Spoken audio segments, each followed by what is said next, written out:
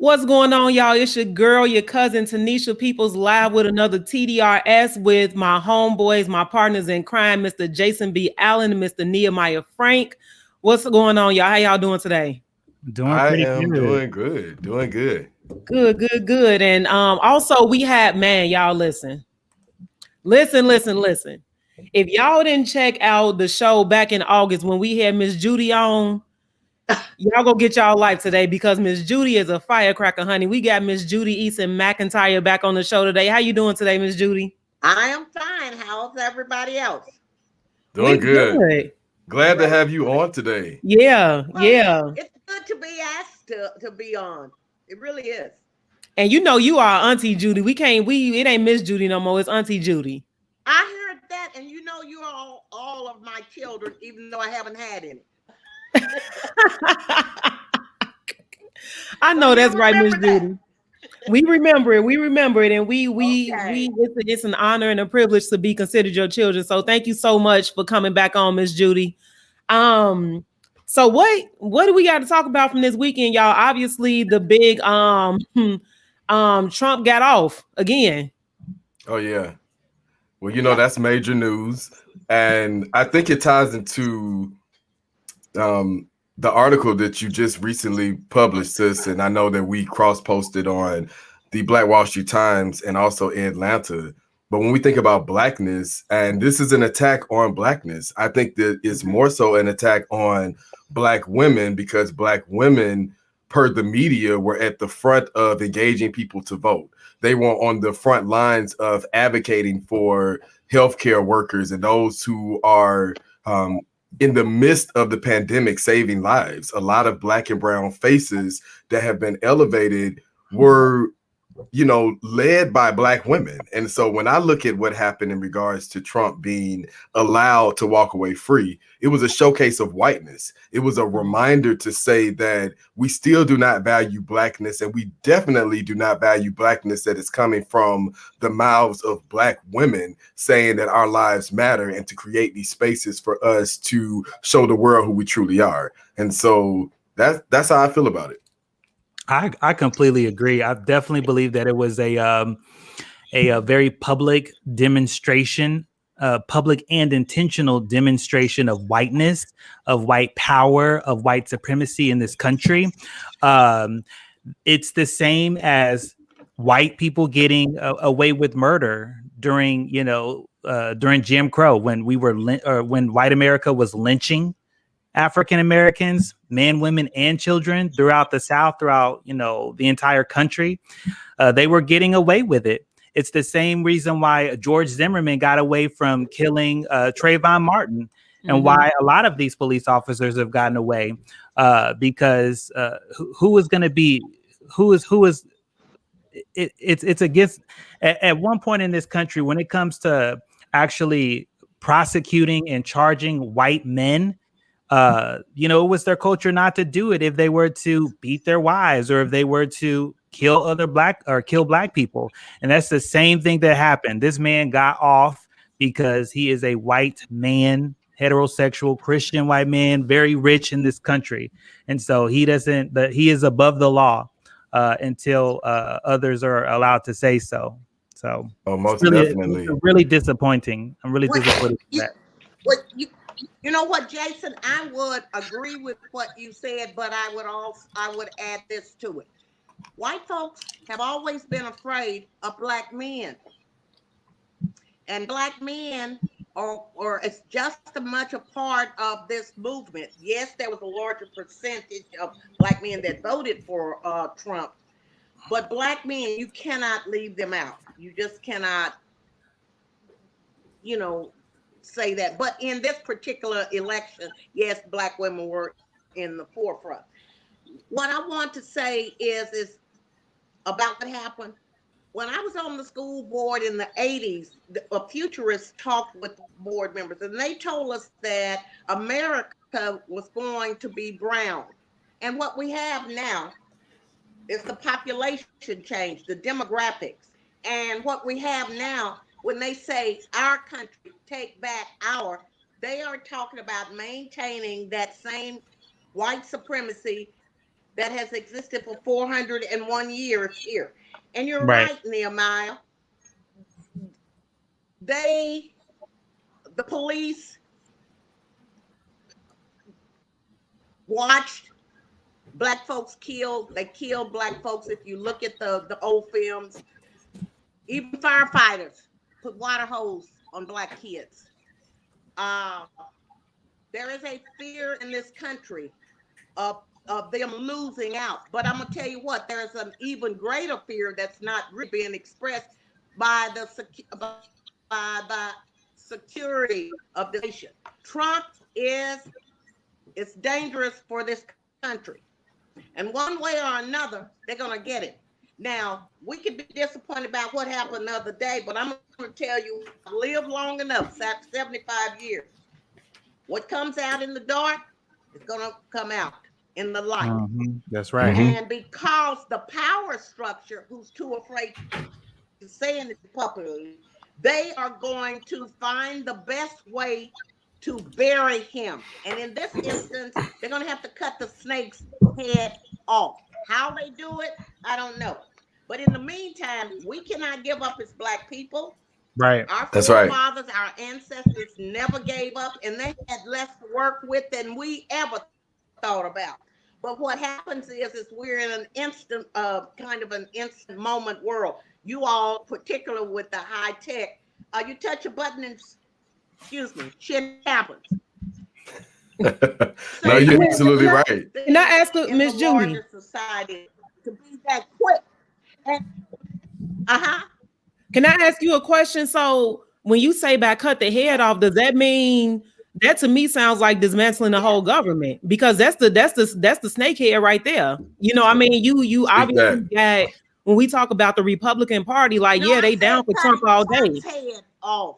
But Trump is not the Trump to me is not the, I mean, he's the body, Well, he's a scale on the snake's body for sure, but the head is the government. In my opinion, that's just my opinion. I mean, you've been at this longer than I have, Ms. Judy, but that's the government, because I mean, at the end of the day, you got the Republicans that outright support him, but like the Democrats are complicit in his crimes too. Thank you. Yes. So that's it's the government. It's the government. It's the government. I think people get it confused that, oh, this is a Republican versus Democrat war.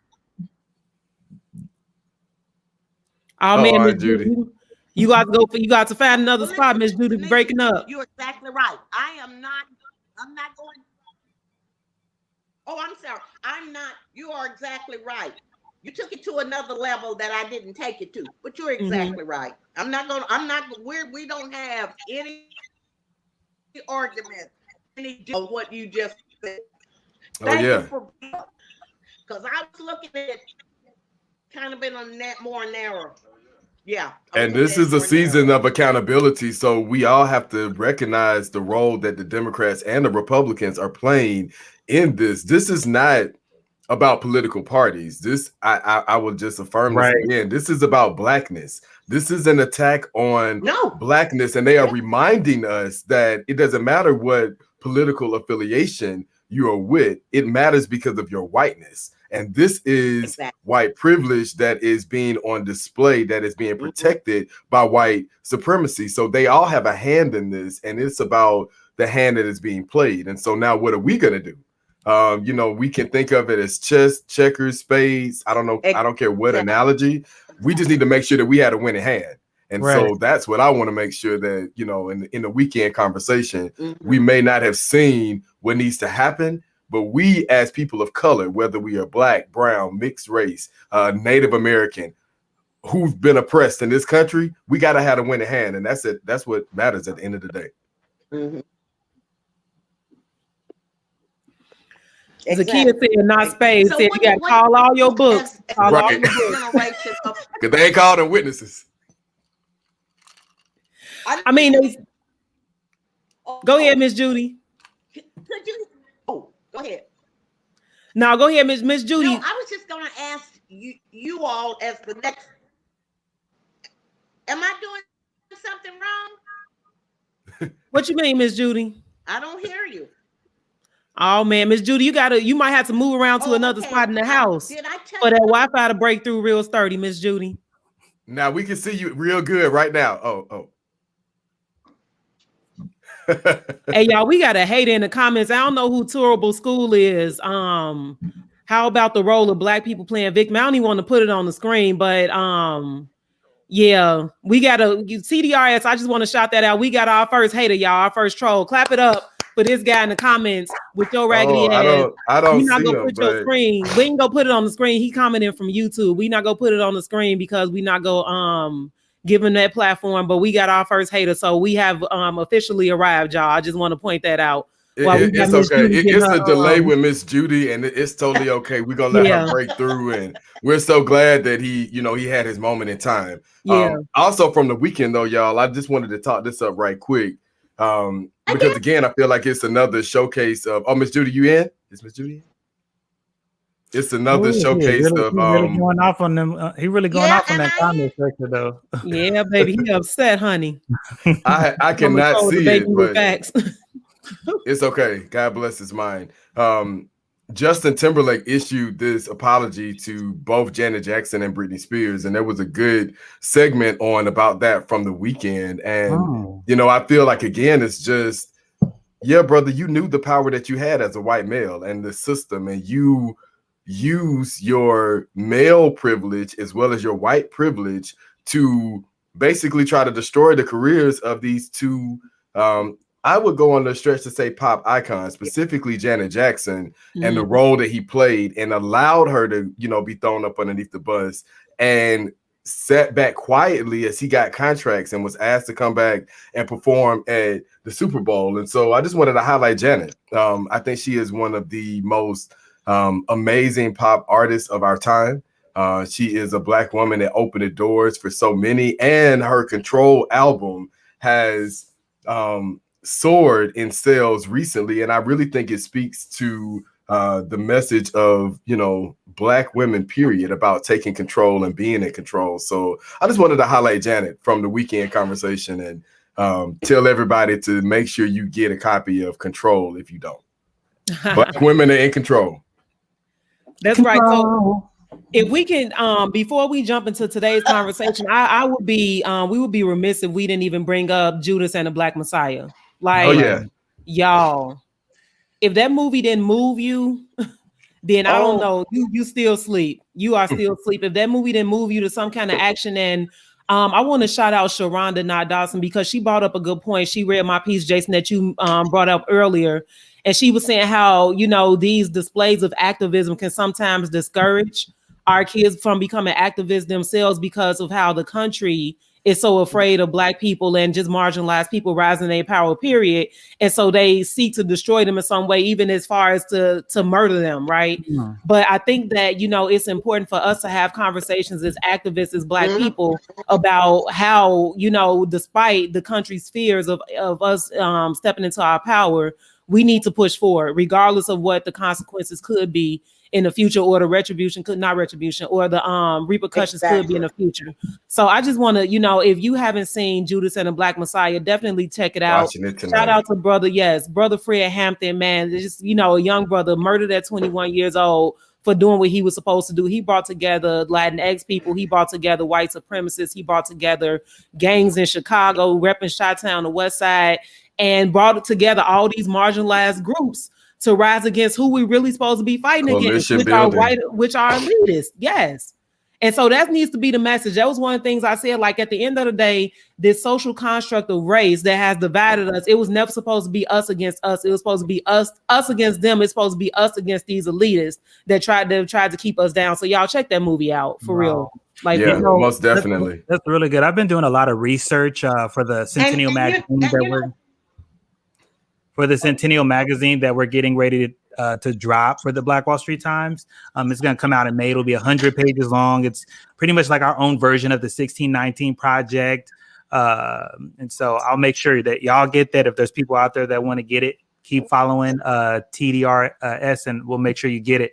But I did some research and actually found, poor white people during institutional slavery, they were actually trying to get laws passed against slave owners.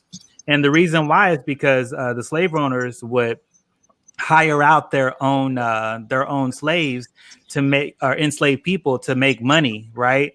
and they would do it at a cheaper rate than the white people that were trying to get the jobs, and so they were pissed off. And you think about today, like we're literally in the same situation where, you know, thank God we're not enslaved, but you know, we're still fighting one another. That, you know, those are like the seeds of where that whole hate against blacks began, from poor white people, right? Yeah. So it's really interesting. That's good. That's good. And I would say, Neo, like you said, we're not enslaved, not legally, but systemically that exists, you know, especially through education. Like when we look at the examples of how they've tried to suppress education, you know, back then and now, that's enslavement, you know, that's mental enslavement, and which leads to physical enslavement because it keeps us trapped in these communities that don't have a comfortable quality of life. You know, our kids can't like reach for their goals and dream and all that good stuff. So yeah, like we got to tackle that. We got to talk about that too, because like they may have abolished slavery, chattel slavery, but that systemic slavery still exists. Definitely. Mentally, physically, through our prison system. I mean, we all have been advocates against the school to prison pipeline, but also financially. You know, I'm definitely uplifting reparations for HBCUs. We talked about this on one of our last shows. And, you know, there are, you know, as we're celebrating Black women, there are young Black women who are lifting their voices for reparations for HBCUs.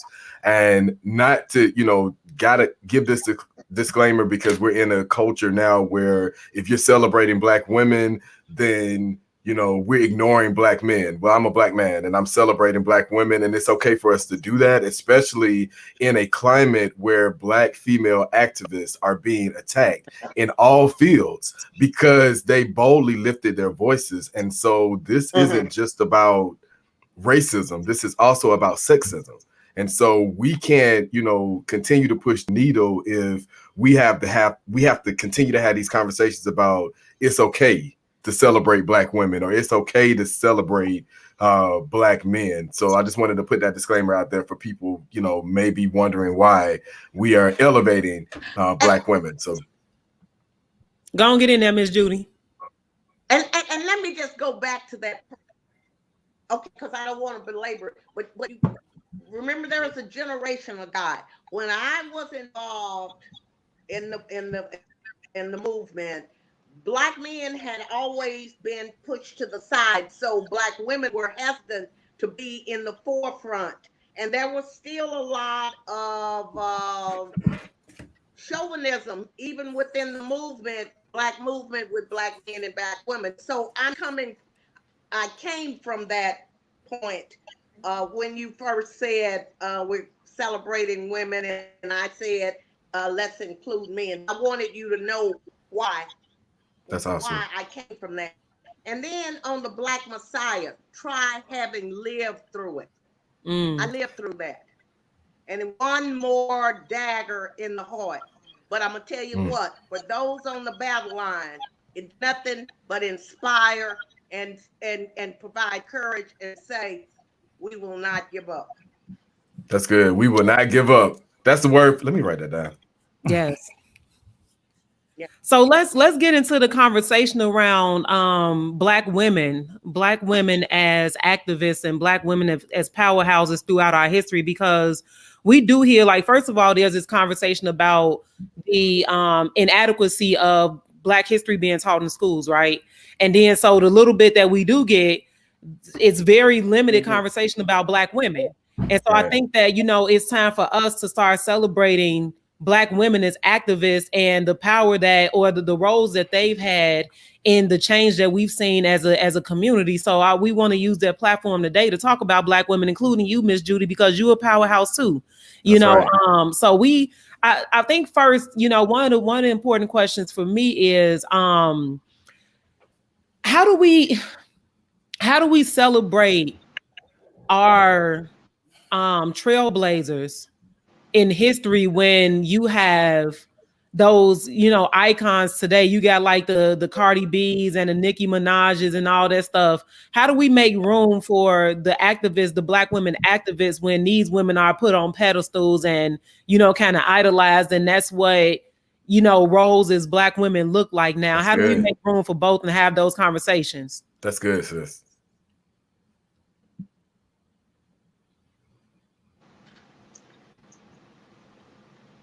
Well, I'll try to tackle that, but I think that's going to be the question for the next generation to really answer. Because even all through our history, it was the pimp who the kids looked at and idolized, uh, because that's what they saw and was easiest to access. There's nothing there's nothing exciting, or I don't know what the latest words are to describe what politics is about. It's an ongoing sacrifice. It's a ongoing commitment.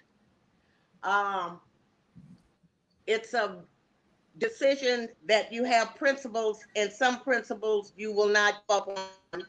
You will not leave those principles, and you will remove yourself from people who are not working toward the goal. How you how you make I can't think of her name. The Black Votes Matter. One of the black women in Georgia that was real instrumental in getting the vote. How you Latasha put her Brown. in the forefront with Natasha. You're right. How, most people, if you're not involved, they don't even know her, but they know all of the, as you said, all the music, entertainment. I don't know how you do that, because his always all through history, we've looked at those kind of idols as opposed to the struggle politically, because that's what it is. It's a political struggle to get the economic, civil rights, health rights, and all the other rights. But we can't get it except through politics. And politics is hard work. That's true. And people don't want to do it. We have all the answers. We know what all the problems are. But what I don't see is, okay, let's roll up some sleeves and try to make this damn thing happen. Because you can That's good. talk and be cerebral about it all day long and nothing happens. You got to make it happen. And you got to wrestle Carly B. See, at my generation, I don't even know her name, but I know who you're talking about, so don't laugh at me. Carly B, I think that's the name. Oh yeah, Cardi B. Yes, she gonna be Carly today. She can be. Equal footing. I like that. I like the equal footing. It's Cardi, Cardi. Okay. Yeah. No, that's totally fine, Miss Judy. I got a follow up for you. That's my answer. I got a follow up for you, Miss Judy. So a lot of people have had a lot to say about some of the young female rappers, such as Cardi B, reality TV stars such as Portia Williams, and others who have used their platforms to advocate for social justice. And so maybe this is for the next generation, but I would love to hear your thoughts and, you know, others who are chiming in the comments. Are we really embracing those who don't take on the traditional mantle of what an activist looks like? And to Tanisha's, you know, point earlier, how do we create a space for them to, you know, get out and bring different voices to the table? To be quite honest, it was those voices that helped change a lot of these political offices, including in Gwinnett County, that I'm gonna come back to in a little bit. But I just wanted to see you guys' thoughts on that. Like, how can we create a space where, you know, those Black women in reality TV, socialites that are on YouTube, can be respected on the things that they have to say about social justice? I think everybody can be a part of the movement. Now, I'm a big fan of the wives of Atlanta and the wives of Potomac. And Portia, I was so glad to see her out there. Now, been criticized, you know, by some of the other wives and other people. But, you know, it's real easy to go to the next charity ball and go on the next vacation and wear the latest diamond and do nothing. Right. And so, you know, one of the things that we've been guilty of through the years is that we're so critical of people. We all make mistakes. None of us are perfect. And if people are sluggish to get into the movement, let's embrace them. Because we've got to get as many different factions in the movement. It cannot be monolithic. It can't just be young people. It just can't be the old. It's got to be monolithic, and got to learn how to do what white folks do so well. They can hate each other's guts. They don't want to work or be in the same room. But if they got a common cause, they'll put all that aside and they'll work toward that goal. And if they accomplish the goal, they go back to hating each other. We hate each other. We get mad because she was busy doing something else, and now she's going to try to be an activist. What makes her think she should? Because she's Black and she has some enlightenment. And why not use that enlightenment and help make sure that's good. that You know she what? stays enlightened? Yeah. And maybe others, because the others, everybody is not going to be out front, but others can put money, because it takes money. Right. It does. Got a different role, but we got to value each other. And yeah, we got to learn how to put aside those things that irritated us about somebody. The movement, right. Your fight is with the white man, not with your brother and sister. Right. So if I could just like I want to push back on that just a little bit on the fact that, so like there's a million damn white people compared to like Black folks, right? And so like last year when Trump came to Tulsa, everybody saw the different Black organizations and cliques or whatnot come together. And we were able to pull off Juneteenth, with some help from some of the other communities within our city, and it was an excellent display of unity that I had never seen in Tulsa before. And so the reason why, and one of the things like this, some of the other organizations. And I won't mention their names, like there were some prominent Black organizations that did not help push the Juneteenth at all. And even now, as we approach the centennial of the 1921 Tulsa Race Massacre, they are all kind of, separating into their own like spaces just so they could eat up whatever funding they can grab their hands on. And that's not really cool either. But I totally believe that white people are. I don't feel like we're any more dysfunctional than white America is. I really do believe. We're saying that. No. I think it seems like we are always fighting each other and we're always trying to stay in our different silos, just because we're a smaller group of people. So it seems like, oh, they're always, but there are. I think it's probably about the same. I really do believe that. Like, I feel like we don't give ourselves enough credit. And that's just what I've seen. So like, I think that there are a lot of white folks that, I mean, you just look at like what happened with the votes. Like there were 7 white folks that were like, F all y'all Republicans. This fool is guilty.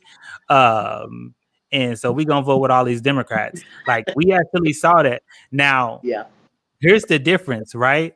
When we do that, we just get called a sellout, right? But when white people do that shit, I mean, they literally put their lives in danger. Like, they could be killed, all of that stuff. Those 7 Republicans that voted against the conviction of Trump or voted to convict Trump, like I pray for their families. I really do, because their lives are in danger because they stepped out of pocket. So that's just what I got to say about that. That's good, brother. That's accountability and love too. Yeah. Well, listen. Let me tell you what. Over the years that I've been involved, I don't know how many times my life has been threatened. And the worst threat that I ever had came when I authored the anti-mascot bill. I worked with the Native American groups here in Tulsa, TICAR. And I had to have Capitol Patrol to walk me from my car to the Capitol over that kind of bill. But I didn't mean if I was inferring that we as Black people are more dysfunctional. No. So let me clear that Oh no! I don't think that you Did think you that. think I'm that just I saying. said I think, that? yeah, I think that white Okay, people okay. Yeah, see I that just from the I want. outside that we're dysfunctional, but That's good. we're more like we Oh operate yeah. more like Okay. them than Okay. they think that we do because we're human beings, So if I could swing it back to kind Exactly. of, to discredit that narrative, if we can swing it back to maybe some powerful Black women organizers that have done this masterfully throughout, history, that have been able to That's again good. dismiss this narrative around Black people are disorganized and we're not united and all that stuff. Like, who would y'all say those women are? Just radical badass Black women that have organized the masses, maybe similar, because even when we talk about like Dr. King, we don't talk about Coretta as much. We haven't heard even a lot about when again talking about Judas and Black Messiah. We didn't talk about his his wife, or his woman, his partner. We didn't hear much Mm-hmm. about, we haven't heard much about her role. So can we That's talk good. about like some of the Black women in history and their Oh strategies yeah. in uniting our communities and dismissing the notion that it can't happen? Who would y'all say those women are?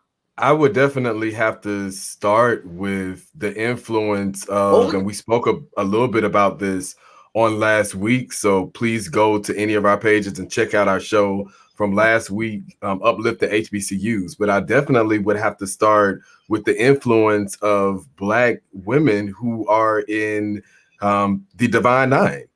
So many of them have been behind the scenes lifting their voices to that they have been our teachers, they've been our professors, they have been those women in the postal system that have made sure that the letters that carried important messages about strategy and about resources and about what's next made it to where they needed to go. Those are on the front lines of healthcare. The first Black woman that was a registered nurse in the United States. And so I just think of these women, we may not be able to call them by name. Actually, the first Black nurse, her first name is Mary, so you can't call her by her name.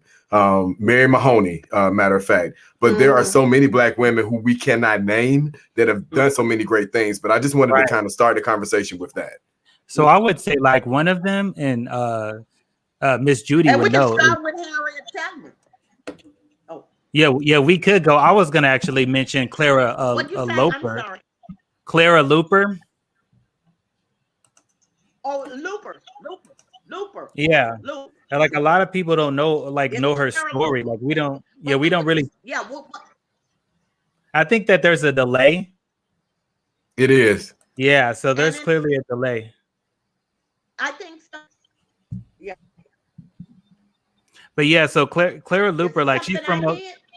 no, it's nothing No. you did. I'm gonna go ahead and keep going, but just so we can push through. So Clara Looper, she's from Oklahoma, from the Oklahoma City area, and before they even started doing sit-ins throughout the South, before they even started doing sit-ins throughout the South, this Black teacher, educator from Oklahoma City, and I believe it was like 1954, like she led the nation, and it's in the first sit-in ever, like recorded.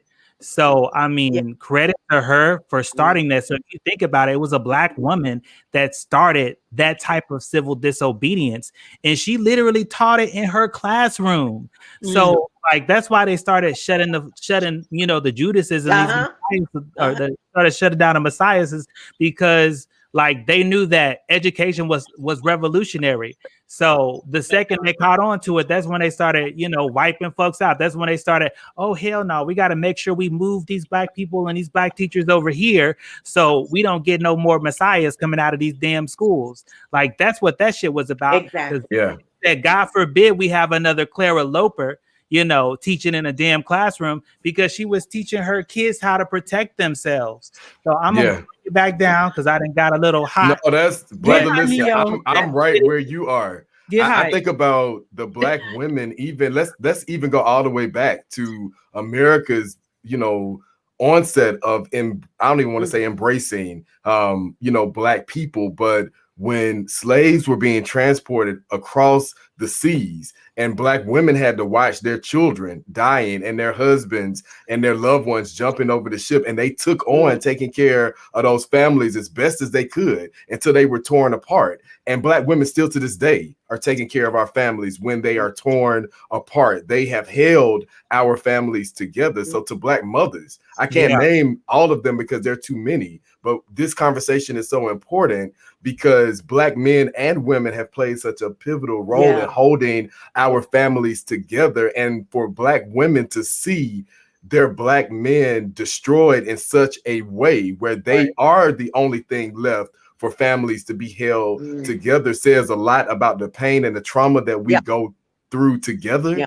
So I definitely want to highlight, again, those who we can't call all of their names, but just the roles that Black women have played in our society for so long. Can I jump on that real quick, Jason? Because it reminded me of a comment that Van Jones. First of all, I don't know if y'all saw that they ate Van Jones up on The View like last week. It was kind of funny. It was funny, but Van Jones made a comment back during in November, I believe, about how Black women have, once again saved the day, with the elections.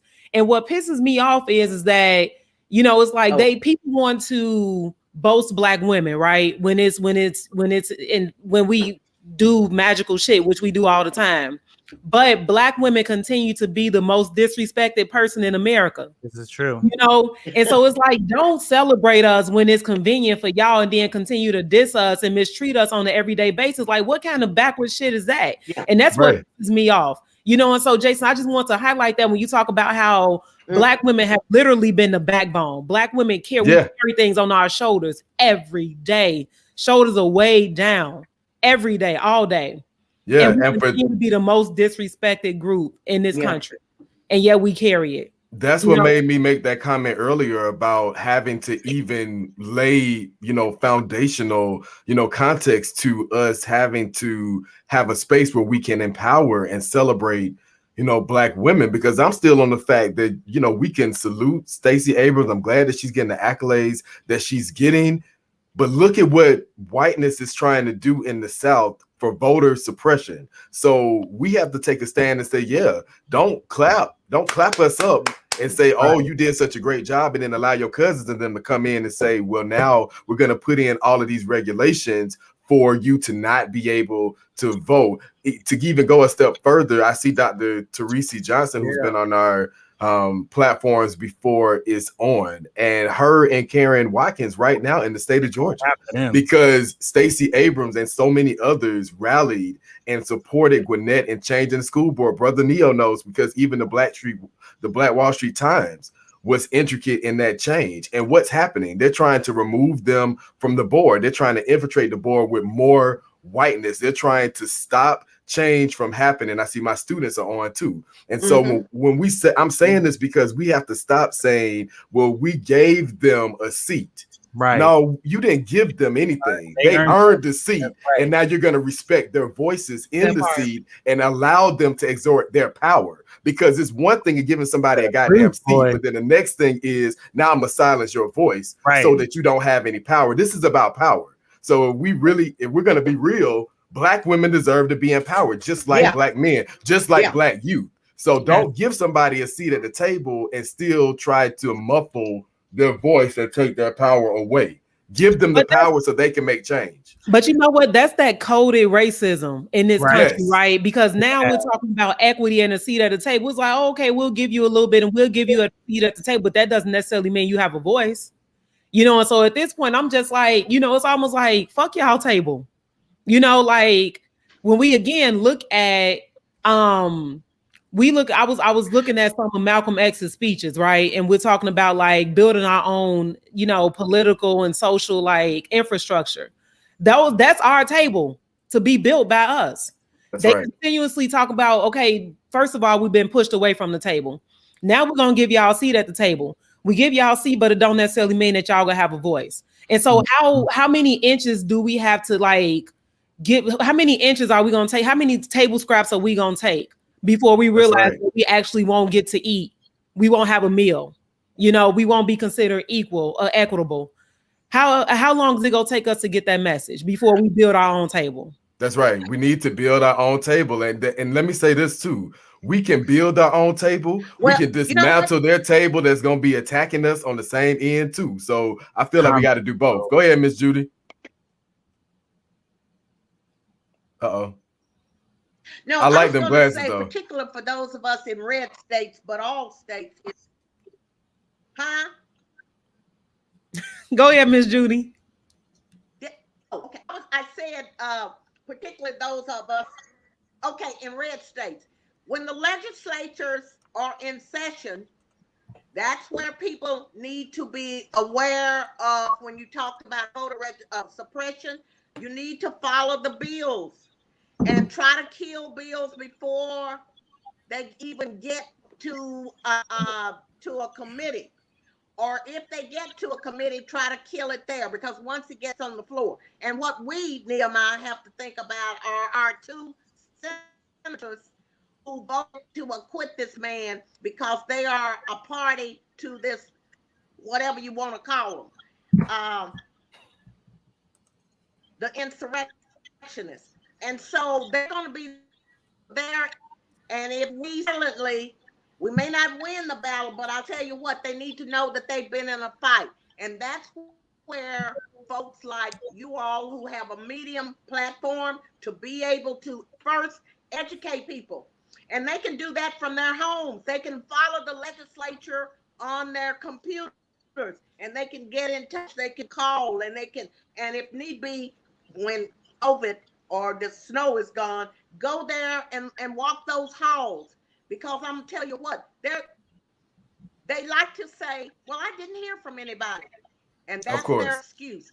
And as I had to tell them one time when they were talking about my district, no, it said state senator, which includes my district too.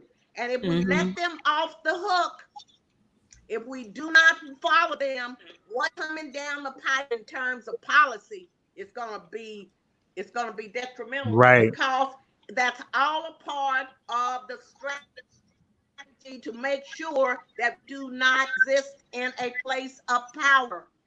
Right. So just to I don't know, like, you know, if there's people out there that are following the Black Wall Street Times, but that's one of our main missions this year, is to make sure that we're paying attention to the bills that are popping out, the bills that are in the committee, the bills that are being pushed out, because, you know, 4 years ago we saw the white lash that came after Barack Obama, and so we don't want to have to deal with that shit again. So this last week we already alerted everybody that follows the Black Wall Street Times about the Blue Lives Matter bill that was just passed on the Senate floor. It's now moving to the House chamber in Oklahoma City, and pretty much what this bill talks about is Blue Lives Matter, people that support the police, and we all support the damn police anyways, but people that support that type of ideology of the police, like they are I haven't even got to that one yet, but you know, they can put out a Blue Lives Matter mural. And don't forget what they did to us, like when we had our Black Lives Matter mural painted on our own street in our own district. We didn't put that shit anywhere else. We put it in the blackest ass space in the city, and the city came and ripped it up off of the ground. And so now, you know, you're allowed to paint Blue Lives Matter murals in different cities across the state, but you can't do Black Lives Matter. So, and then you also put like signs and all of that stuff. So they're getting ready to start their cultural war, their Blue Lives Matter cultural war in Oklahoma, because they can. They were able to vote them in. The second bill that we highlight in the Black Wall Street Times is the one where you can actually run over fucking protesters. And I'm sorry to cuss, but this is like really serious. So we're getting the ACLU, we get a whole bunch of national organizations involved to like help us fight this legislation. Exactly. We have a super white Republican majority that supports that Trumpian ideology in our state. And so, I mean, Oklahoma is becoming more hostile for Black people because of Trump. Like, he's not even in office anymore, and this man is becoming that much more, you know, dangerous. And so even if there's like a group of people that aren't attacking, the pedestrian or the those that are driving the vehicles, if they even slightly feel like their lives are in danger, they can just go, plummeting through a crowd of people.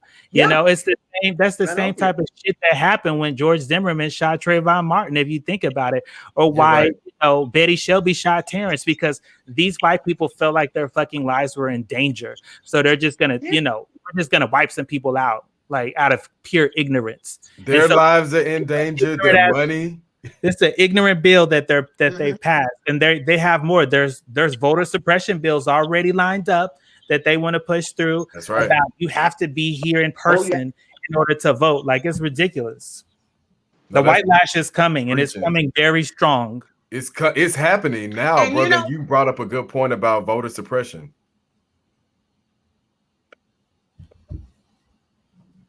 Yeah.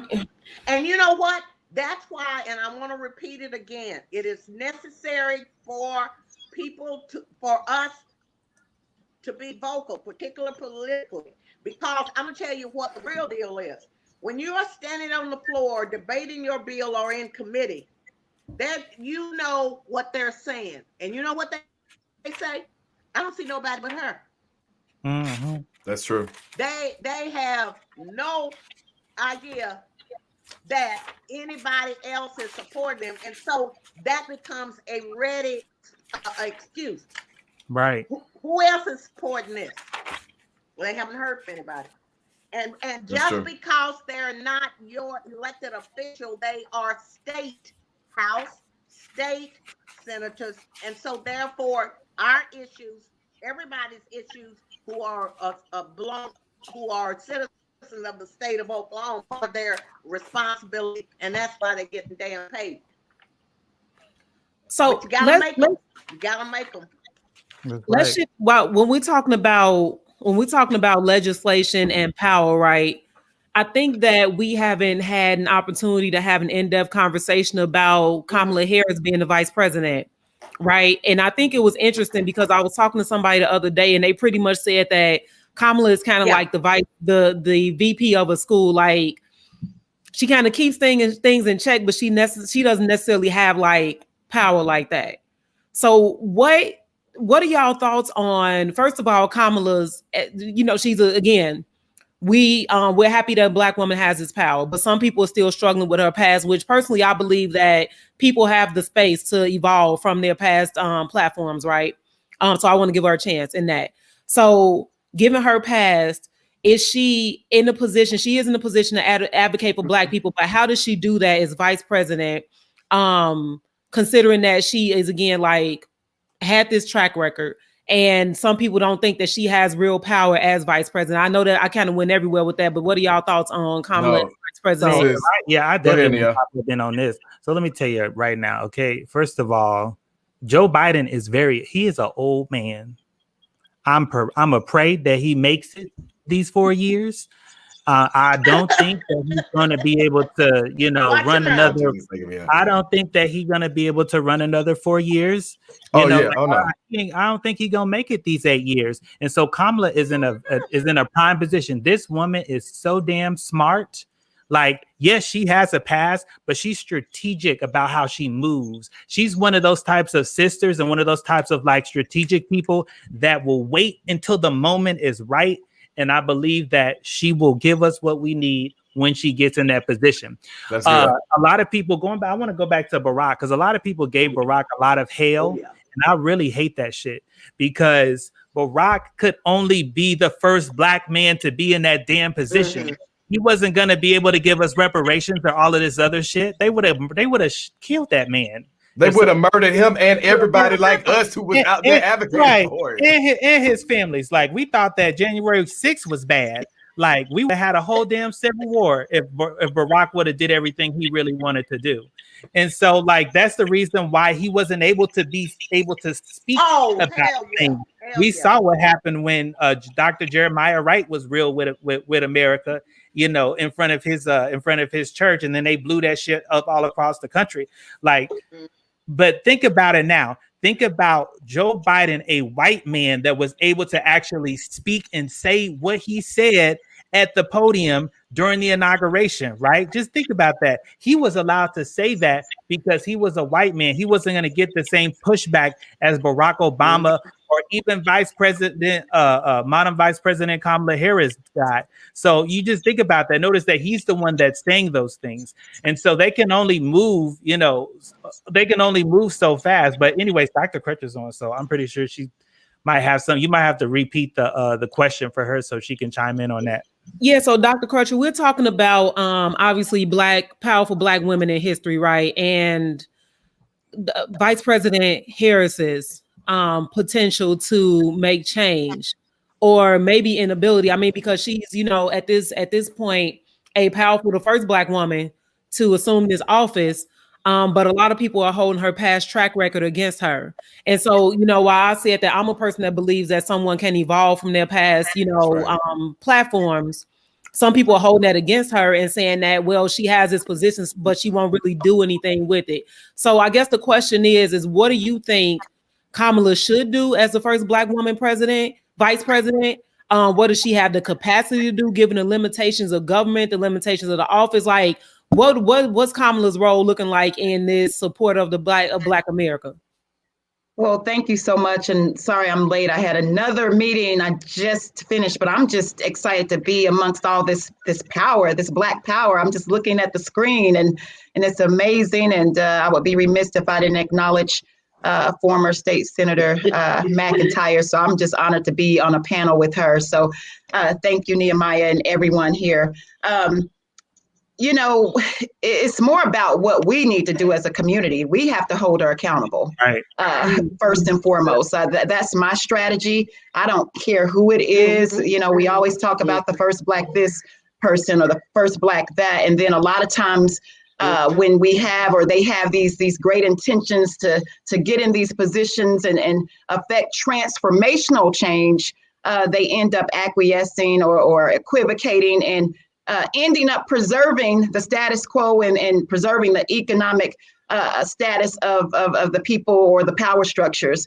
And so I had the privilege of meeting with Vice President Harris as a candidate, when she was on the ballot box. And of course, you all know my story and my fight is simply trying to change the laws that keep us alive, that protect Black and brown people. And my first question to her, and my only question, is what are you going to do to change the laws that allow police officers to commit legal murder?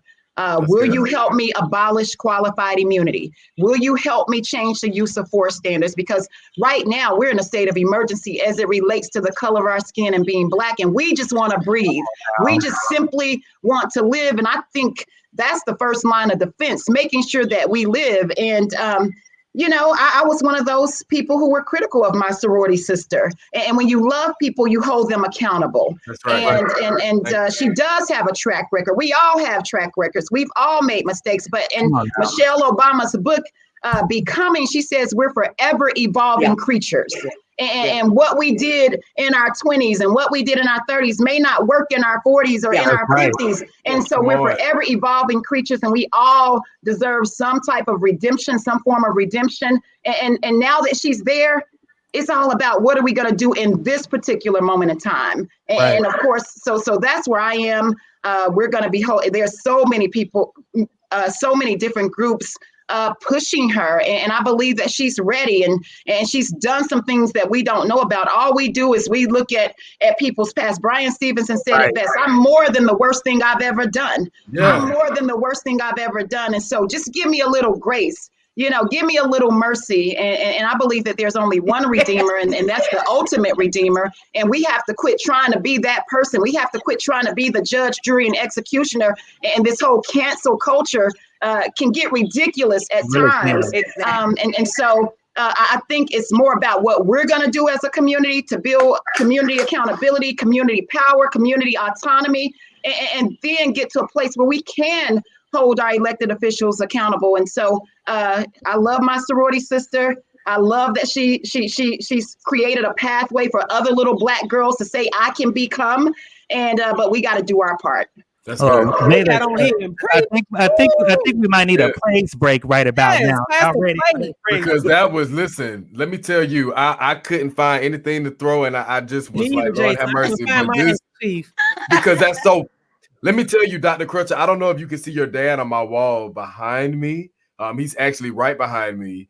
And I intentionally did that because of decisions that our new DA, Fonnie Willis, has made in Atlanta that will not give 17 Black families justice for having their loved ones killed by the police. And so your dad's face and all of the faces that are up underneath him are a constant message. When people say, oh, I like your wall. Well, I'm like, yeah, what picture stands out? So I can bring this up every time that I talk, because we have an opportunity right now to put forth change. I asked earlier in our conversation, Georgia may have saved the day with this election, right? But what did these senators do in passing the Emmett Till anti-lynching bill? Because I will be remiss not to say his name. What have they done to pass this bill that what Dr. Crutcher just spoke to? That bill encompasses many of those things. And so why has the Senate not pushed for this bill when Black people are still getting lynched in the South? Like, to this day, they're still burning churches, they're still destroying Black businesses. So I'm honored that you're on, my sister, and thank you for your words. We got to move policy. That's right. So, Dr. Crutcher, while we have you here, you just got here, who's your favorite shero in Black history or currently? So many, but I love Ella Baker simply because she was a behind the scenes type of a chick. You know, she didn't have to be out front. I don't like to be out front, but I know that somebody has to be behind the scenes navigating and organizing and putting forth strategy. And she knew her role.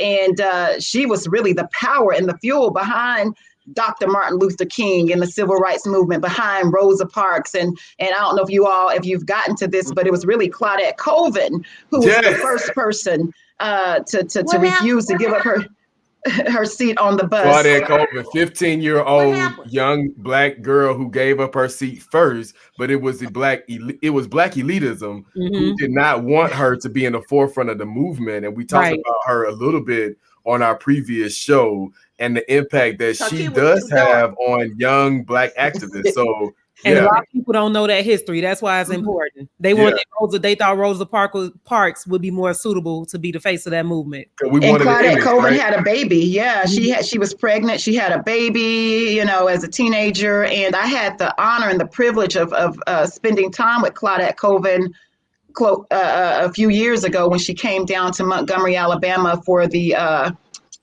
grand opening of the National Peace and Justice Memorial, the lynching memorial that Brian Stevenson built. And she was there and they honored her and we were on the same plane together. And I mean, it was just beautiful. And, you know, I was just blessed to be in her presence. So if we can touch on that for just, I know I'm going off topic, but for a second, but what does that do for our movements if we are kind of silencing people that are the pinnacle of the struggle? You know, because if they thought that it was inappropriate or Claudette Colvin wasn't adequate to represent, but Rosa Parks was, what does that do?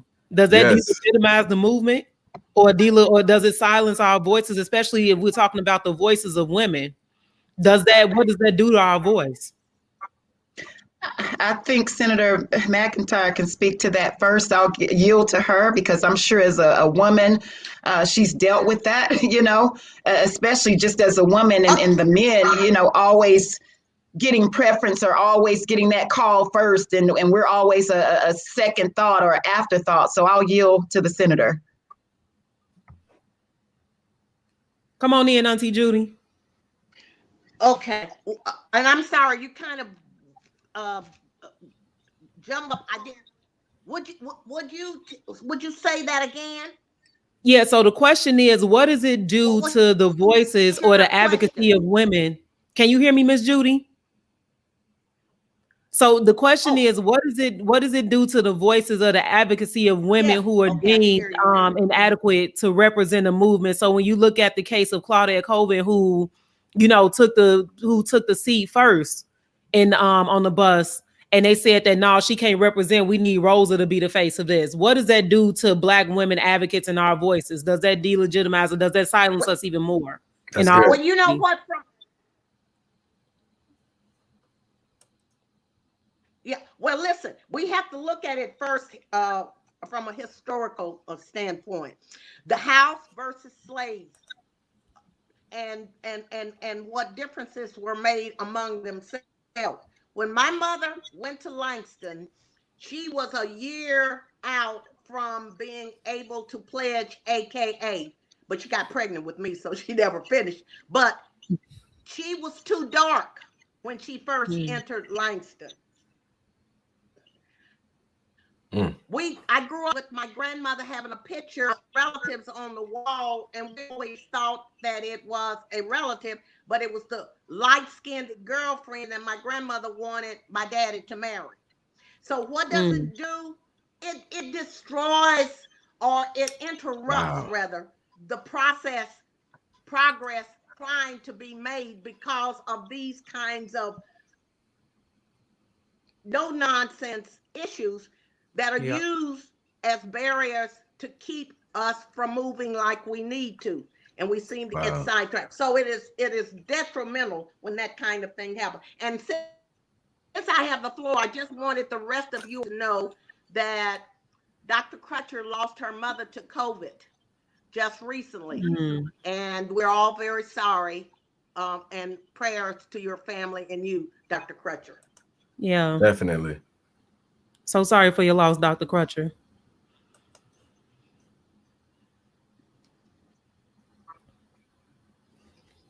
Y'all want to chime in on, or Dr. Crutcher, did you want to say something? I think we were kind of taking just a moment for her mom. I read so much about her mom in a recent article that featured her parents, and I just thought in my mind, like, how many of these stories are we not hearing?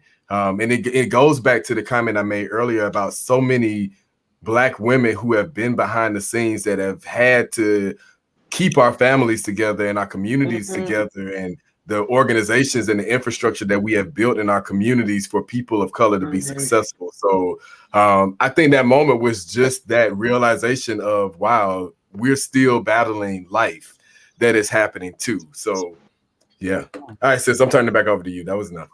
No. Yeah, that was we needed that moment. Yeah. Yes. So I just want to say, since I'm thankful for Judy Mcintyre and for Dr. Crutcher, and for her mother and for my mom, and for like all of the Black women who continue, you know, to push us through this, you know, 401 years of not being fully human. It's crazy. Like recently I found out that my third great grandmother had been you know, that she was raped, and that she was 12 years old when she was raped, and she didn't have her family with her, and she could have committed suicide. She could have did anything, but she dealt with that damn situation. And because of her strength, I exist today to be able to be here with y'all. You know, so that just speaks to the amount of strength that Black women have. And it's just incredible. I have those through my body just thinking about it right now. Yeah, most definitely. Most definitely. And can I add to that while we're thanking people? I just want to thank Senator McIntyre for speaking out on the 1921 Race Massacre Commission to remove Senator James Lankford and whoever else believes what he believes, because a lot of times, because of internalized racism, we do sit on the sidelines, or we do remain silent And I just don't know what that is. I don't really understand what respectability politics does for us as a people, because what that does is we wish and we hope that things are going to get better one day. You know what I mean? And we wish and we hope that Massa is going to do right by us one day, and Massa never does right by us. And it's time for us to come together collectively and take a stand and say, we're not going to even let you own our own history. Right. You know, we can't even own our own history. And so we have to get it together. So thank you for being a voice for the community and speaking out and speaking up for what we feel we need and what we want. Thank you so much. Well, thank you. Thank you. Well, we can thank you. Thank you so much. And you know what? I know that the community wants us to get those of us who sit on the commission to get off. But I'm gonna tell you what. Before when I was a Black Panther here in Tulsa, I stood on the outside and threw rocks. Very little done. I'm gonna stay on that commission. I may be only one voice. Maybe I have some others, but I'll tell you what. He needs to go. He's not gonna go, but he's gonna be gone. And one of the things, other things are gonna take over. And one of the things we cannot forget is he's up for re-election in 2022. We got to try to get behind. We have got to do more than talk. We got to work and put his ass out of office. I know that's right. That's right. Neo, Jason, did y'all want to close with anything? Jason, did you just say one of y'all just said something? I'm sorry, I got distracted.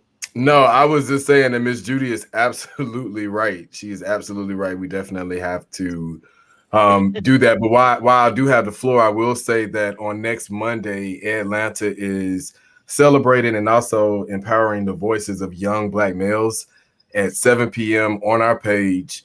And we'll also be continuing, that series will be called Let Us Speak, and we'll be having young Black females on Monday, March 22nd. These are young college, high school, middle school students who are activists, who are lifting their voices, who want to go and do the things that they see us doing right now.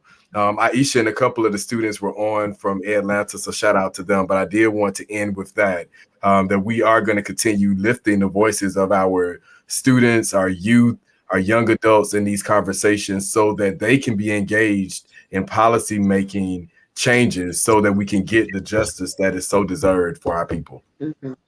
Yeah, that's right. So that just gave me an idea, Jason. So you know that we're getting ready to celebrate or commemorate the centennial of the massacre that took place in our community. There's a lot of events that are going to be taking place, and I think it would be amazing if some people from the People's Uprising and some of these kids here in Atlanta would join us for the centennial in a few months in Tulsa. I think that would be great. I think it would be too.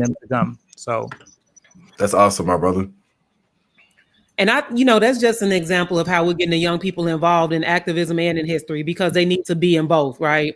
Right. And so, if y'all haven't taken anything away from these conversations that we've been having specifically during Black History Month, is that we got to get the young people in tune. They already in tune, but as Dr. Crutcher said, it's our history. We have to own our history, and definitely for supporting our young people and carrying the history and carrying the power that our ancestors passed on to us. And I just want to thank Dr. Crutcher and Senator McIntyre. Like, you guys are an inspiration to me. Your voices are powerful. The advocacy that you do is, I know it's hard. Like Dr. Crutcher, you said that you came on for the last 10 minutes and you preached. Yes. You preached as always, but you're busy. And I think that people really don't acknowledge how busy we are as activists, specifically as women. And so I just want to shout y'all out, shout out our ancestors, especially the unsung heroes, the ones that, don't appear in McGraw-Hill, which are many of them. Yes.